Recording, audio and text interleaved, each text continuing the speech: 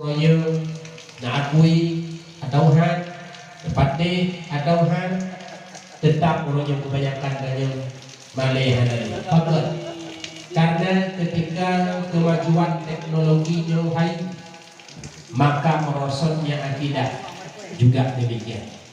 Dikilo di hayu teknologi, dikilo kata akhlak manusia.